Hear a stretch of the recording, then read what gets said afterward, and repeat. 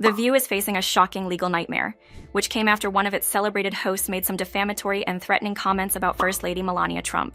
I also think that she wants to take him out.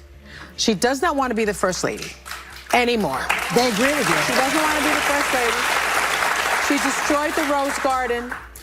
Who hates Christmas? Melania Trump hates. Apart from these comments, it has also been reported that Sunny Hostin holds some personal grudges against Melania, and she is also running some secret campaigns against her.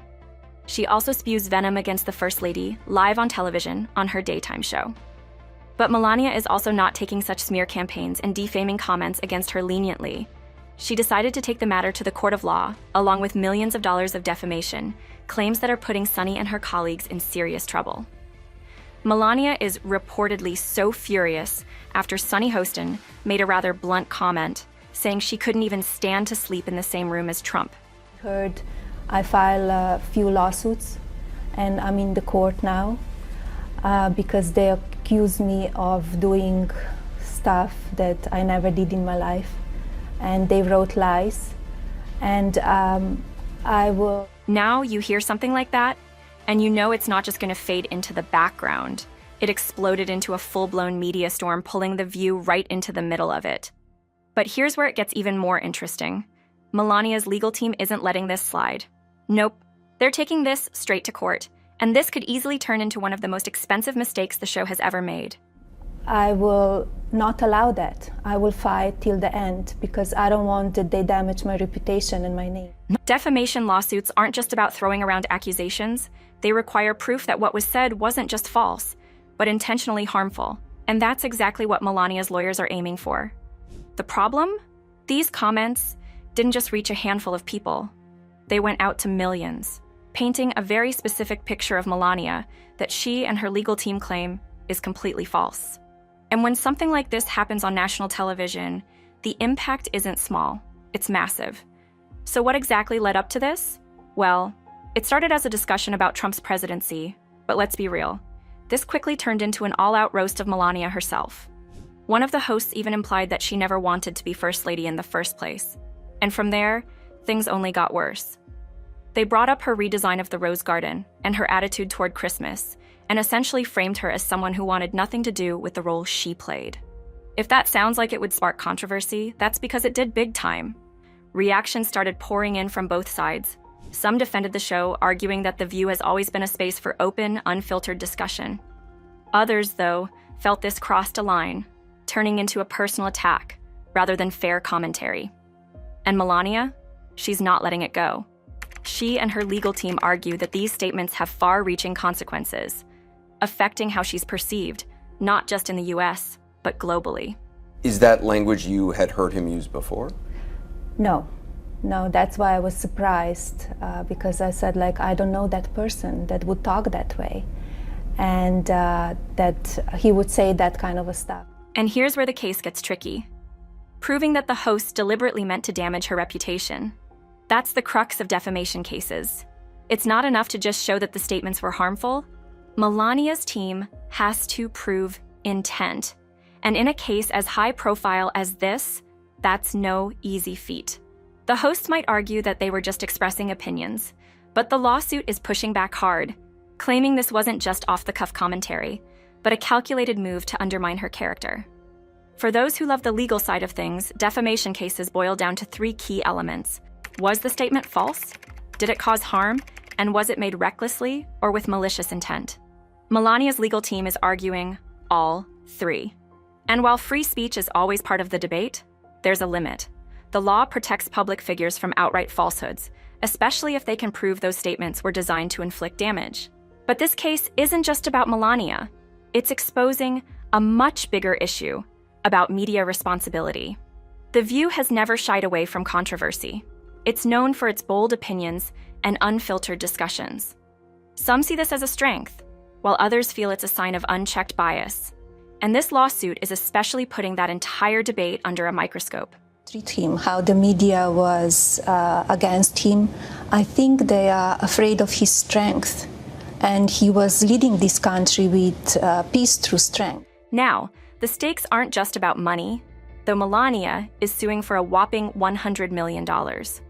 What's really on the line here is a broader question. Where do we draw the line between free speech and defamation? If Melania wins, it could change the way talk shows operate moving forward, forcing them to rethink how far they can go in their commentary. And let's not forget, if this lawsuit sets a precedent, networks might start enforcing stricter guidelines on what their hosts can and can't say on air. As the legal battle escalated, the weight of the situation pressed down on everyone involved, but none felt it more than Sunny Hostin. She had unintentionally ignited a storm, and now she had to weather the consequences. Tensions ran high behind the scenes at The View, with producers scrambling to contain the fallout. ABC executives, desperate to salvage the show, proposed that Sunny issue an on-air statement expressing regret over any misunderstandings. The idea was simple. A carefully crafted apology could help douse the flames and ease the mounting backlash. However, Sunny hesitated. On one hand, she stood by her words, believing she was holding a powerful public figure accountable, just as the show had always done with controversial figures. But on the other hand, she understood the stakes. An apology might calm the controversy, but it could also be seen as an admission of guilt, potentially strengthening the lawsuit against the network. ABC's legal team was walking a tightrope, trying to balance damage control without conceding liability, and Sunny was caught in the middle. You know, it's interesting because I think Sunny is very intelligent, but she's ideologically captured. Right. You know, I think the other ones, there's a couple of the other ones, don't have to name any names, who are just very dull-minded. But I think Sunny's not one of them. I think she's smart, but... Meanwhile, behind closed doors, network executives scrambled to reassure sponsors. Private meetings were held with major advertisers, but their efforts proved futile. One by one, sponsors pulled their support, unwilling to be associated with the legal drama. The most significant blow came when a major automotive brand withdrew, triggering a chain reaction. Advertisers fled, and financial support for the show crumbled almost overnight. With the show's future now hanging by a thread, ABC made a drastic decision. A company-wide memo was issued, announcing that The View would be placed on an indefinite hiatus as the legal matters unfolded. The language of the memo was careful, avoiding any mention of cancellation, but the implications were clear. For many on staff, this wasn't just a pause. It felt like the beginning of the end. The once busy studio halls grew eerily silent as crew members and longtime employees packed up their belongings, unsure if they would ever return. Then came the breaking news.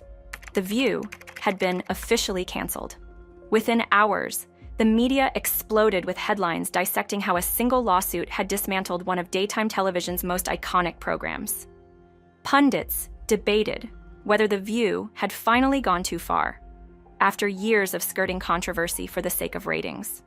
Some critics argued that the show's tendency to push boundaries had been its downfall, while others saw this as a dangerous precedent, a high-profile example of how legal threats could silence outspoken media voices.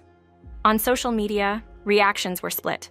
Loyal viewers mourned the end of a show that had given a platform to female voices and heated political debates. Others, exhausted by the constant drama and sensationalism, saw its cancellation as overdue. Meanwhile, another faction turned its frustration on ABC itself, accusing the network of abandoning Sunny in a time of crisis.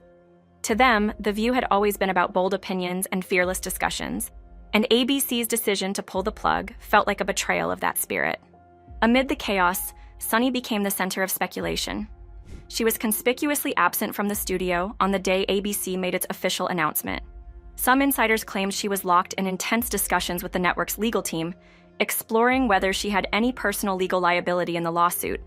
Others suggested she had simply left the building, too overwhelmed to face the fallout. Paparazzi soon captured images of her leaving the studio, head down, avoiding the cameras.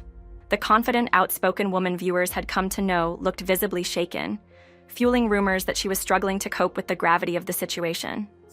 Or I just don't know what I'm saying, and I'm just combining a whole bunch of things that have nothing to do with each other, and that's what we do on this show. It's like a brain-broken orgy of insanity. The cicadas are coming. ABC's final public statement was brief and clinical. It attributed The View's end to a mix of ongoing legal challenges and broader programming decisions. But the subtext was clear. The lawsuit had played a decisive role in sealing the show's fate. Media outlets dissected every angle, debating whether the hosts could have done more to avoid legal jeopardy. Some questioned whether provocative talk shows like The View needed to rethink their approach in an era where lawsuits over controversial statements had become more common. In the days following the announcement, tabloids zeroed in on Sunny's final moments on set. Reports painted a vivid picture of her clearing out her dressing room, removing personal photographs from her mirror, and taking a long, solemn look around before exiting for what might have been the last time. A leaked video soon went viral, showing Sunny in tears as she embraced a longtime producer. The clip, titled "Sunny Hostin's Tearful Goodbye," ignited another round of heated online debate. Some accused her of playing the victim, suggesting she was exaggerating her emotions for public sympathy. Others, however, sympathized, pointing out that working in a high-stakes media environment made it all too easy to cross an invisible line. Now, if the fallout of this lawsuit extended beyond Sunny herself, an entire staff is now out of work, and one of television's most enduring talk shows is gone.